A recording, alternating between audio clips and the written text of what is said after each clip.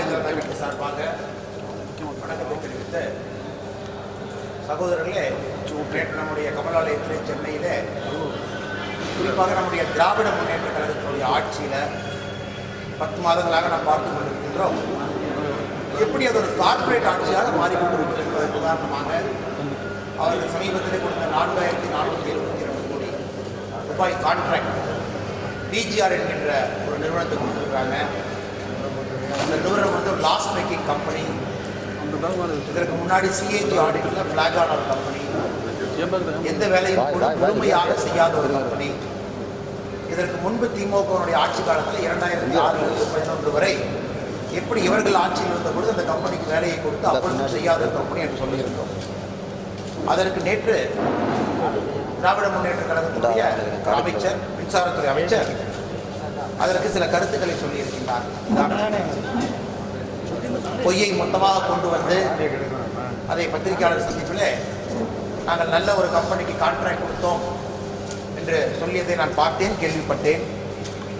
மறுபடியும் அதற்கு நாம் சில விஷயங்களை இங்கே சொல்ல வேண்டும் என்றால், இந்த அரசு இப்போது என்ன சொல்லுகிறது என்றால், எங்களுக்கு என்விரான்மெண்டல் கிளியரன்ஸ் 2 வருட காலம் டிலே ஆயிருக்கு, அதனால தான் இந்த கான்ட்ராக்ட் டிலே ஆனதுக்கு காரணங்கள் சொல்லியிருக்கின்றார்கள். ஆனால் நம்முடைய மத்திய அரசு அவர்கள் கொடுத்த நம்முடைய என்விரான்மெண்டல் கிளியரன்ஸை பார்க்கும் பொழுது இந்த 800 ப்ராஜெக்டுக்கு முதல் என்விரான்மெண்டல் கிளியரன்ஸ் கொடுத்தது 3/6/2009 5 ஆண்டுகள் கொடுத்திருந்தார்கள். அது எக்ஸ்டென்ஷன் ஆகி 2/6/2019 வரை இந்த என்விரான்மெண்டல் கிளியரன்ஸ் நிலுவையில் இருந்தது. அதன் பின்பு என்விரான்மெண்டல் கிளியரன்ஸ் வந்து முடிந்து போன பின்பு மாநில அரசு 2 மாதம் கழித்து 16/8/2019 என்விரான்மெண்டல் கிளியரன்ஸ் அப்ளை பண்ணி 11/12/2019 என்விரான்மெண்டல் கிளியரன்ஸ் 800க்கு வந்துருச்சு. ஸோ இவர்கள் சொன்ன டிலே எதுவுமே கிடையாது. என்விரான்மெண்டல் கிளியரன்ஸ் முடிந்து மாநில அரசு அப்ளை பண்ணி 2 ஆண்டுகளில் என்விரான்மெண்டல் கிளியரன்ஸ் இந்த 800 ப்ராஜெக்ட் கொடுக்கப்பட்டிருக்கிறது. அதிலும் மிக விசேஷமாக 11/12/2019 இவர்களுக்கு என்விரான்மெண்டல் கிளியரன்ஸ் கொடுக்கப்பட்டது. அடுத்த நாளே, அதாவது 12/12/2019 அடுத்த நாளே வந்து பிஜிஆர் எனர்ஜிக்கு இந்த கான்ட்ராக்ட் கொடுக்கப்பட்டிருக்கிறது. அப்பொழுது 10% பெர்ஃபார்மன்ஸ் கேரண்டி கொடுக்க வேண்டும் என்கின்ற நிலுவை இருந்த காரணம் இவர்கள் அது எதுவுமே கொடுக்கல. நம்முடைய டான்ஜெட்கோ வந்து 23/4/2021 அந்த கான்ட்ராக்டை கேன்சல் பண்ணுறாங்க. அதுக்கப்புறம் நேற்று நம்ம ப்ரெஸ் மீட்டில் விலாவரியாக பேசியிருந்தோம். இப்போ இந்த அமைச்சர் என்ன சொல்கிறாருன்னா, அரசு சார்பாக மத்திய அரசு தான் 3% குறைக்க சொல்லிச்சு, அதனால தான் நாங்கள் 3% குறைச்சோம் அப்படின்னு சொல்கிறாங்க. மத்திய அரசு 3% குறைக்க சொன்னது கொரோனா காலகட்டத்தில் 2020 டிசம்பர் 31 வரை தான் இது அப்ளிகபிள்னு சொல்லியிருக்கிறாங்க. அதுவும் குறிப்பாக மத்திய அரசு கொடுத்த இந்த அஃபீஷியல் மெமரண்டமே பார்த்தீங்கன்னா 12/11/2020 அது அப்ளிகபிலிட்டியே டிசம்பர் 31 வரை தான். அதுக்கு மட்டும்தான் 3% குறைக்கணும். ஆனால் இந்த கம்பெனி மத்திய அரசு 12/11/2020 இந்த பெர்ஃபார்மன்ஸ் கேரண்டியை குறைக்க சொல்லி வந்த ஆர்டர் கூட 5 மாத காலம் பெர்ஃபார்மன்ஸ் கேரண்டியை கொடுக்காம 23/4/2021 வரை பெர்ஃபார்மன்ஸ் கேரண்டி கொடுக்காம டான்ஜெட்கோ அவர்களுடைய கான்ட்ராக்டை கேன்சல் பண்ண. நேற்று சொல்ற அமைச்சருடைய கருத்து உண்மையான அமைச்சர் பார்த்தீங்கன்னா, அமைச்சராக பேசாமல் பிஜிஆர் எனர்ஜியினுடைய பிரதிநிதியாக, பிஜிஆர் எனர்ஜியினுடைய வேலையாளாக, பிஜிஆர் எனர்ஜியில் சம்பளத்துக்கு இருக்கிற ஒரு நபர் போல தான் நம்முடைய அமைச்சர் பேசிக் கொண்டிருக்கின்றார்கள். இபி மினிஸ்டர் அவர் அதே லாஜிக்கில் சொல்லணும் அப்படின்னா, மத்திய அரசு ஆணை வந்த பின்பு கூட எதற்காக 5 மாத காலம் பிஜிஆர் எனர்ஜி நீங்க சொல்ற அதே 3% பெர்ஃபார்மன்ஸ் கேரண்டி கொடுக்காம ஏன் இருந்தார்கள்? எதற்காக நீங்கள் ஆட்சியில் அமர்ந்த பின்பு 23/4/2021 கோர்ட்டுக்கு போறாங்க. நீங்க ஆட்சியில் அமர்ந்த பின்பு கோர்ட்ல போய் அவங்க வந்து பெட்டிஷனை வித்ட்ரா பண்றாங்க. 7/2/2022 பெட்டிஷன் வித்ட்ரா பண்றாங்க. நீங்க மார்ச் 9 கான்ட்ராக்ட். கிட்டத்தட்ட இந்த சூழ்நிலை, இந்த சம்பவம், இந்த நேரம் அனைத்தும் பார்க்கும் பொழுது திட்டம் போட்டு இதை இழுத்தடித்து இன்னொரு கம்பெனிக்கு இந்த கான்ட்ராக்ட் போகக்கூடாது என்பதற்காக நீங்க பிஜிஆரை ஃபேவர் பண்ணிருக்கீங்க. அதிலும் மிக முக்கியமாக இந்த 9/3/2022 நீங்கள் பிஜிஆருக்கு திரும்ப டெண்டரை கொடுத்தீங்கன்னா பிஜிஆர் கம்பெனியில் நீங்கள் சொல்கிற 3% கட்டுறது கூட பணம் கிடையாது. தொடர்ந்து ஒரு லாஸ் மேக்கிங் கம்பெனி, தொடர்ச்சியாக லாஸை மட்டுமே பார்த்த கம்பெனி, பேங்க் அக்கௌண்ட்டில் வெறும் 33 கோடி, அதாவது 31/3/2021 குவார்டர் முடியும் பொழுது வெறும் 33 கோடி ரூபாய் பேங்க்ல வந்து பணம் வச்சிருந்த ஒரு கம்பெனிக்கு இன்று 4472 கோடி ரூபாய் கான்ட்ராக்ட் கொடுத்துருக்காங்க.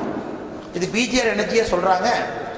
இந்த கான்ட்ராக்ட் கேன்சல் ஆகாத போது செபிக்கு இந்த ஒரு கான்ட்ராக்ட் தான் பிஜிஆர் எனர்ஜியினுடைய பாதி ரெவென்யூன்னு சொல்லி சொல்றாங்க. அதாவது ஒரு பிஜிஆர் கம்பெனியினுடைய பாதி இன்கம்மே தமிழ்நாடு கவர்மெண்ட் 800ல் கொடுக்குற ஒரு பவர் ப்ராஜெக்ட் இன்கம் பொழுது அந்த கம்பெனி எப்படி ஒரு நிலையான உறுதியான கம்பெனி என்று ஏற்றுக்கொள்ளும். வேற கம்பெனி தமிழ்நாட்டில் இல்லையா? 2011 மேட்டூர் தெர்மல் பவர் ப்ராஜெக்ட் 1, 2 சரியாக செய்ய முடியாத ஒரு கம்பெனி, அதிலே 72 கோடி ரூபாய் நஷ்டம் ஏற்படுத்திய கம்பெனி. 2016 சிஏஜி ஆடிட்டில் ஃபிளாக் ஆன ஒரு கம்பெனி, இன்கம் டேக்ஸ் ரைடு பண்ணி 113 கோடி ரூபாய் கேஷ் ரெசிப்ட் ஜென்ரேட் பண்ண கம்பெனி, ஃபேக் பில்லை வச்சுன்னு சொன்ன ஒரு கம்பெனிக்கு எதற்காக போட்டி போட்டுக்கொண்டு நீங்க வந்து இந்த கான்ட்ராக்டை கொடுத்துருக்கிறீங்க அப்படிங்கிறது என்னதான் நீங்க தெளிவுபடுத்தினாலும் மக்களுக்கு தெரியும். ஒரு குடும்பம் இதில் சம்பந்தப்பட்டிருக்கிற காரணக்கோசரம் இந்த பிஜிஆர் எனர்ஜியை வந்து நீங்க ஃபேவர் பண்ணிருக்கீங்க. இரண்டாவது, எதற்காக நம்ம கோபாலபுரம் குடும்பம் என்று சொல்லும் பொழுது நம்முடைய மந்திரிக்கு கோபம் வருகிறது என்று தெரியவில்லை. கோபாலபுரத்தில் இருக்கிற குடும்பம்னு அவர் என்ன புரிஞ்சுக்கிட்டாருன்னு நமக்கு தெரியல. அவர் எதற்காக வந்து இன்னொரு குடும்பத்திற்காக வந்து அவர் பேச வேண்டும் என்று தெரியவில்லை. அதனால் இந்த இபி மினிஸ்டர் அவர் நேற்று பேசும்பொழுது நம்முடைய பத்திரிகை நண்பர்கள் கேட்டார்கள், இந்த மாதிரி வந்து தரம் குறைவாக பேசியிருக்கின்றார். தரம் குறைவாக ஒரு மந்திரி பேசும் பொழுது நாமும் அதே பதிலே அதே பாணியிலே தரம் குறைவாக பேசும் பொழுது நமக்கும் அந்த மந்திரிக்கும் வித்தியாசம் இல்லாமல் போய், அதாவது ஊழல் எப்படியெல்லாம் செய்ய முடியும் என்று தமிழகத்திற்கே பாடம் எடுத்துக் கொண்டிருக்கக்கூடிய இபி மந்திரி, தொட்டது அனைத்திலும் கூட ஒரு ஊழல் அரசனாக திகழ்ந்து கொண்டிருக்கக்கூடிய மந்திரி, நான் சொல்லல, அவர் அங்கம் வகிக்கக்கூடிய முதலமைச்சர் திரு மு க ஸ்டாலின் அவர்கள் இந்த மந்திரிக்கு கொடுத்த சர்டிபிகேட்.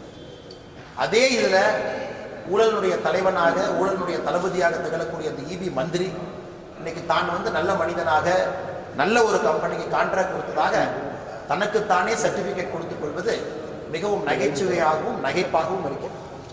தமிழ்நாடு மக்களுக்கு தெரியும், லாஸ் மேக்கிங் கம்பெனி, பணமே இல்லாத கம்பெனி, ஒரு ப்ராஜெக்ட் எக்ஸிக்யூட் பண்ணுறதுக்கு கெப்பாசிட்டியே இல்லாத ஒரு கம்பெனிக்கு 4472 கோடி ரூபாய்க்கு கோர்ட்டுக்கு போய் பெட்டிஷனை வித்ட்ரா பண்ண வச்சு டைமை இழுத்து அது ஜவ்வு மாதிரி நீங்கள் பண்ணி உங்களுடைய ஓன் லாயர்ஸ் ஹைகோர்ட்டுக்கு அனுப்பி அதையெல்லாம் செட் பண்ணி அப்படி அந்த கம்பெனியை ஃபேவர் செய்ய வேண்டும் என்கின்ற என்ன ஒரு காரணம் இருக்கு?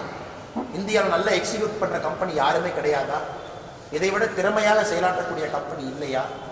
பெல் இல்லையா? ஏன்னா இதே 800 ப்ராஜெக்ட் முதலாக பெல் கம்பெனிக்கு வந்த பொழுது நமக்கு தெரியும். அப்போ பெல் கம்பெனி கோட் பண்ணது 4500 கோடி ரூபாய், பிஜிஆர் எனர்ஜி கோட் பண்ணது 4442 கோடி ரூபாய். அதாவது பெல் கம்பெனிக்கும் பிஜிஆருக்கும் மொத்த கேப்பே வந்து 58 கோடி ரூபாய் தான். ஆனால் பெல் கம்பெனியோட கெப்பாசிட்டி என்ன, பிஜிஆர் எனர்ஜியோட கெப்பாசிட்டி என்னன்னு தெரியாமல் கூட இந்த மாதிரி ஒரு அரசு வந்து ஒரு நிறுவனத்திற்கு வந்து கான்ட்ராக்ட் கொடுக்குறாங்கன்னா இந்த அரசை கார்ப்பரேட் அரசு என்று சொல்லாமல் வேறு என்ன சொல்ல முடியும் என்று எனக்கு தெரியவில்லை. இது ஊழலுடைய துவக்கம் தான். இதே போல தமிழகத்திலே அனைத்து துறைகளிலும் கூட ஒரு குடும்பம் தன்னுடைய கையை காட்ட ஆரம்பித்து விட்டது. அது ரியல் எஸ்டேட்டிலிருந்து எனர்ஜி கம்பெனியிலிருந்து அனைத்து இடத்திலும் கூட சென்று கொண்டிருக்கின்றார்கள். வருகின்ற காலம்தான் சாட்சி சொல்லும். இதற்கு முன்பு இதே போல் அவர்கள் அதிரடியாக செய்துதான் 2006 11 தமிழ்நாடு மிகப்பெரிய அளவில் மின்வெட்டு மாநிலமாக மாறியது. வேலை செய்ய தெரியாதவங்களுக்கு அதிக காசுக்கு பவர் பர்ச்சேஸ் அக்ரிமெண்ட்டு, கான்ட்ராக்ட் எடுத்த பின்பு கூட அந்த வேலையை முடிக்க முடியாமல் இதே பிஜிஆர் எனர்ஜி மேட்டூரில் பிளான்ட் லோடு ஃபேக்டரி 70% கீழே ஆப்ரேட் பண்ணிட்டு இருக்காங்க. இந்தியா முழுவதுமே தெர்மல் பவர் ஸ்டேஷன் 80% மேலே பிஎல்எஃப் இருக்கு. அதனுடைய வெளிப்பாடு தான் 2006 11 வரை வந்த மிக கடுமையான மின்வெட்டு. இப்போது இவர்கள் இதை செய்ய ஆரம்பிக்கும் பொழுது மறுபடியும் தமிழகத்தில் இந்த சம்மர்ல இருந்து வருகின்ற ஏப்ரல் மேலிருந்து மறுபடியும் மிகப்பெரிய மின்வெட்டை தமிழகம் சந்திக்க ஆரம்பிக்கும். அதற்கான அச்சாரத்தை அவர்கள் போட்டுக் கொண்டிருக்கின்றார்கள் என்றும் கூட பத்திரிகை நண்பர்களுக்கு இந்த பத்திரிகையாளர் சந்திப்பு மூலமாக தெளிவுபடுத்த விரும்புகின்றோம். நாம் நேற்று சொல்லியது போல அவங்க என்னதான் விளக்கம் கொடுத்தாலும், என்னதான் அவங்க புதுசாக பேப்பர் எடுத்துட்டு வந்து காமிச்சாலும் கூட அவர்களுக்கு தெளிவாக தெரியும் 3% குறைங்கன்னு சொல்லி கூட 5 மாத காலம் செய்ய முடியாத ஒரு கம்பெனி 21/11/2020 குறைங்கன்னு சொல்லி மத்திய அரசு சொல்லியிருந்தால் எதற்காக ஏப்ரல் மாதம் வரை 5 மாத காலம் அந்த 3% கூட கட்ட முடியாத அளவுக்கு பணம் இல்லாத ஒரு கம்பெனிக்கு இன்னைக்கு நீங்கள் கான்ட்ராக்ட் கொடுத்தீங்க அப்படிங்கிற தெளிவு மக்களுக்கு தேவை. அதை பத்திரிகை நண்பர்கள் வரப்போகின்ற நேரத்தில் கூட நீங்கள் சந்திப்பில் கேட்பீங்கன்னு நினைக்கிறேன். அதனால் இவர் ஒரு பிஜிஆர் கம்பெனியினுடைய ஒரு ஊழியனாக பேசுவதை விட தமிழக மக்கள் ஓட்டு போட்டு தேர்ந்தெடுத்த ஒரு அரசாங்கத்தினுடைய பிரதிநிதியாக பேசினால் இன்னும் சிறப்பாக இருக்கும் என்பது என்னுடைய கருத்து. அதாவது உங்களுக்கு தெரியும், இந்த பிஜிஆர் எனர்ஜி இந்த கம்பெனிக்கு முதல்ல இந்த டெண்டர் போனது லேண்ட்கோ அப்படிங்கிற ஒரு கம்பெனி. லேண்ட்கோ அப்படிங்கிற கம்பெனிக்கு இந்த எண்ணூர் பவர் ப்ராஜெக்டுடைய டெண்டர் போகுது. அதில் பார்த்தீங்கன்னா லேண்ட்கோ அப்படிங்கிற கம்பெனியும் திவால் ஆயிருக்கு. 5421 கோடி ரூபாய்க்கு 2014 அதிமுக ஆட்சியில் லேண்ட்கோங்கிற கம்பெனி எடுத்து அந்த லேண்ட்கோங்கிற கம்பெனி திவால் ஆகி 2018 ஏப்ரல் 9 கான்ட்ராக்ட் டெர்மினேட் ஆகுது. அதன் பின்னாடி ரீபிட் கூப்பிடுறாங்க. ரீபிட்டுக்கு பிஜிஆர் பெல் இரண்டும் கூட வருது. அதில் பெல்லு நான் சொன்னது போல் 4500 கோடி ரூபாய் கோட் பண்ணுறாங்க. பிஜிஆர் 4442 கோடி ரூபாய் கோட் பண்ணுறாங்க. 58 கோடி ரூபாய் குறைவு. அதற்காக பிஜிஆர் இதில் 2 விஷயம் நம்ம பார்க்கணும். ஒன்று, எதற்காக 2018 பிஜிஆர் எனர்ஜி அது கிடைச்சது கான்ட்ராக்ட்? அது ஒரு கேள்வி தான், நியாயமான கேள்வி தான். அதை நம்ம மறைக்கக்கூடாது, அதையும் கேட்கணும். அதன் பின்பு பிஜிஆர் எனர்ஜினால முடியாதுன்னு டேஞ்சர்கோ கண்டுபிடிச்ச பின்பு அது வேண்டாம் என்று நிராகரித்த பிறகு மறுபடியும் திமுக அரசு எதற்காக இத்தனை கோல்மாலை செஞ்சு பிஜிஆர் கொடுக்கும்? பத்திரிகை நண்பர் கேட்பதும் சரியான கேள்வி. எதற்காக 2018 முதல்ல கான்ட்ராக்ட் திவாலான லேங்கோவை தூக்கி மறுபடியும் திவாலாக போற பிஜிஆர் கொடுக்குறீங்க? அது முதல் கேள்வி, உண்மை. அதன் பின்பு டேஞ்சர்கோ அந்த கம்பெனி சரியில்லைன்னு கண்டுபிடிச்சு நிராகரிச்ச பின்பு எதற்காக திமுக வந்த பின்பு நீங்களும் பேக் டோர்ல மறுபடியும் இந்த கம்பெனியை மறுபடியும் கொண்டு மறுபடியும் இந்த கம்பெனி கான்ட்ராக்ட் கொடுக்குறீங்க? ஆனா உங்களுக்கு தெரியும், நான் தொடர்ச்சியாக ஒரு 6 மாதத்துக்கு முன் பத்திரிகையாளர் சந்திப்பில் கூட இதே பிஜிஆர் பற்றி பேசுகிறேன். ஏன்னா அப்பவே இதற்கான வேலையை ஆரம்பித்து அந்த கம்பெனியோட ஈக்விட்டியிலிருந்து கேஷ் ஃப்ளோலேருந்து அனைத்தையும் சரி செய்து இந்த கம்பெனி ஒரு லாபகரமான கம்பெனியாக காட்டி அதன் மூலமாக கான்ட்ராக்ட் வாங்குறதுக்கு அனைத்து வேலையும் ஆரம்பித்து விட்டார்கள் என்று தகவல் வந்த பின்பு உடனடியாக நான் நம்முடைய பத்திரிகையாளர் சந்திப்பு பத்திரிகையாளர் நண்பர் மூலமாக நான் சொன்னேன். அப்பொழுதே ஆரம்பித்த ஒரு பிரச்சனை, அதை தொடர்ச்சியாக ஃபாலோ பண்ணிக்கிட்டு அன்னைக்கே பிஜிஆர் அவங்க அந்த கான்ட்ராக்டை கேன்சல் பண்ணிட்டாங்கன்னா இந்த பிரச்சனை என்பது அன்னைக்கே முடிஞ்சிருக்கும்.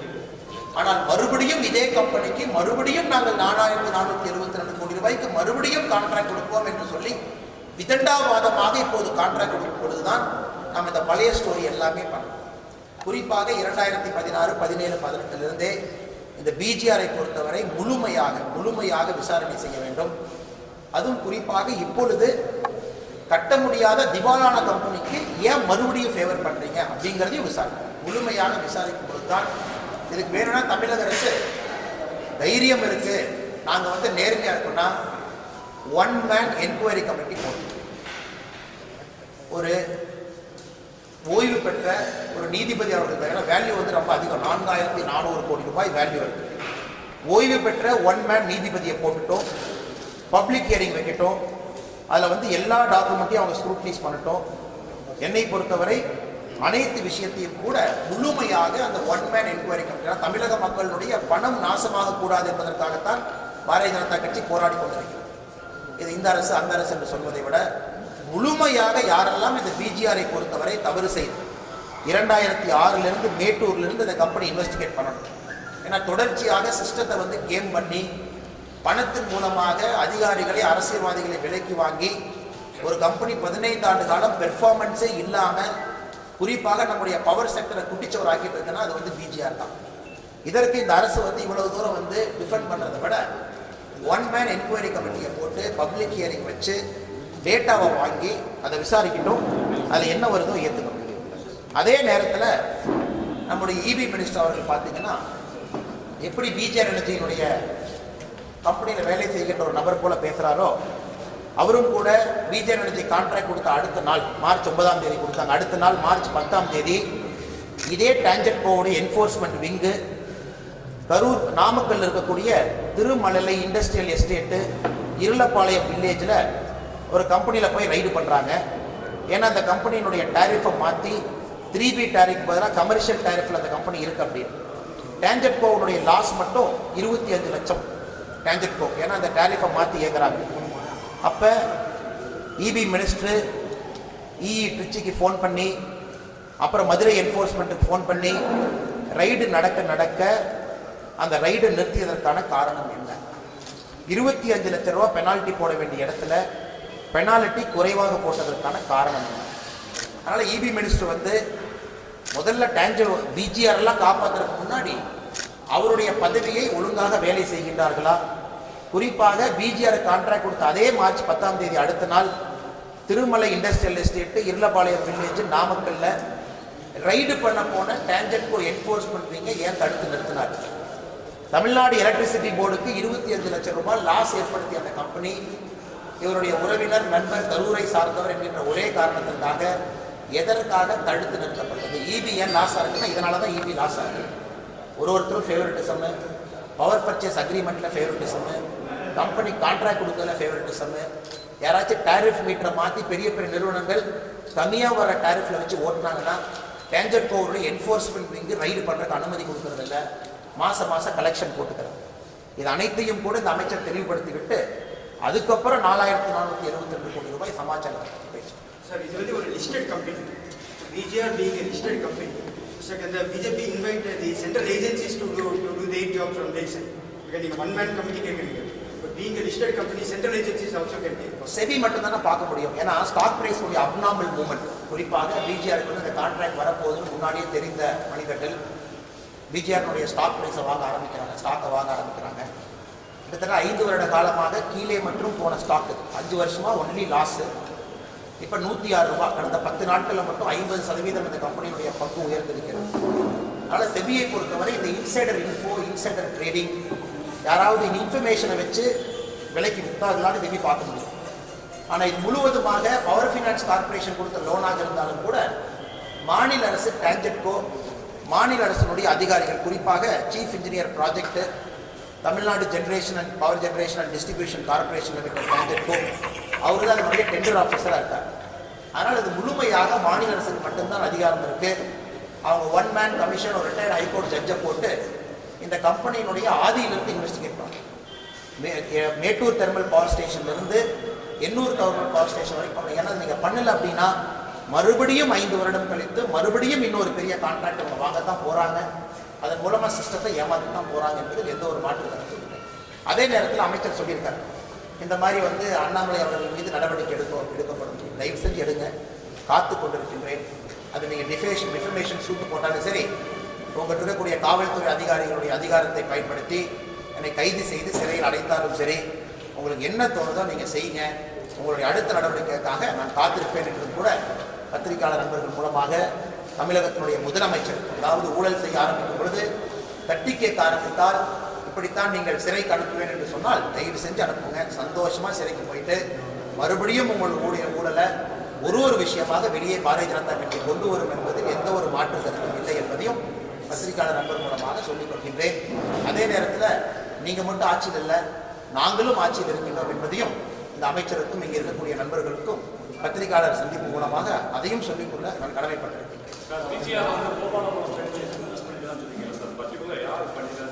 அது வர பார்ப்பேன். நான் சொல்றதெல்லாம் இன்கொயரி.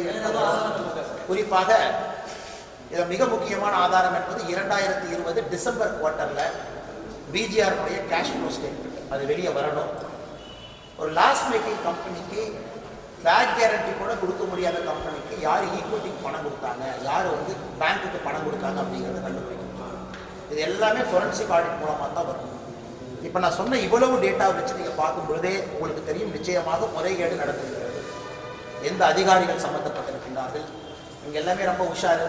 எதுக்கெல்லாம் அடிக்கடி துபாய் போகிறாங்கன்னு உங்களுக்கு தெரியும். எதுக்கு அடிக்கடி துபாய் போகிறாங்க, எதுக்கு அடிக்கடி தமிழக அரசியல்வாதிகள் வந்து ஆஃப்ஷோர் கம்பெனி போகிறாங்கன்னு தெரியும். இதெல்லாமே மல்டிபிள் ஆஃப்ஷோர் கம்பெனி மூலமாக பணத்தை ரீரூட் பண்ணி அதெல்லாம் வேறு பேர் உள்ள கொண்டு வர்றாங்க. இது வந்து ரொம்ப தீவிரமாக, தீர்க்கமாக, ஆணித்தரமாக இன்வெஸ்டிகேஷன் நடத்தப்படும் பொழுது நிச்சயமாக சம்பந்தப்பட்டவர்கள் அனைவரும் கூட சட்டத்தின் முன் நிறுத்தப்படுவார்கள். செந்தில் பாலாஜி பொதுவாக நிறைய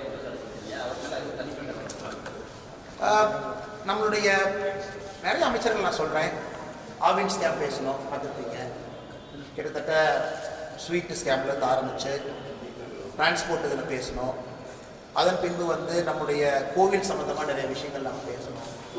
அதன் பின்பு ஈபியை பற்றி பேசணும், எல்லாத்த பற்றி பேசணும். யாரெல்லாம் பணம் சம்பாதித்து அதன் மூலமாக அந்த பணத்தை மக்களுக்கு கொண்டு வந்து கொடுத்து ஜனநாயகத்தை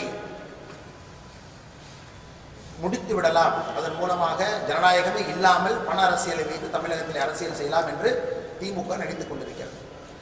அதில் முக்கியமாக 4-5 பேர்த்த களத்தில் இறக்கியிருக்காங்க. எந்தெந்த ஊழல் நம்ம கவனத்துக்கு வருதோ அந்த அனைத்து ஊழலையும் கூட நேரடியாக சொல்லிக்கொண்டே வருகிறோம். எல்லா அமைச்சரை பற்றி தமிழ்நாட்டில் பிஜேபி மட்டும்தான் நான் பேசுகிறேன், வேறு எந்த கட்சி இதை பற்றி பேசுறது நீங்களே சொல்லுங்க சார். இவ்வளோ ஆதாரங்களோட குற்றச்சாட்டு சார், இது ஒன்லி அறிக்கையோட முடிச்சுக்கிறவங்களா இல்லை பிஜேபி ஒரு சட்ட போராட்டங்கள்? நேற்று பேசணும், நேற்று நம்ம பேசணும் சென்னையில்.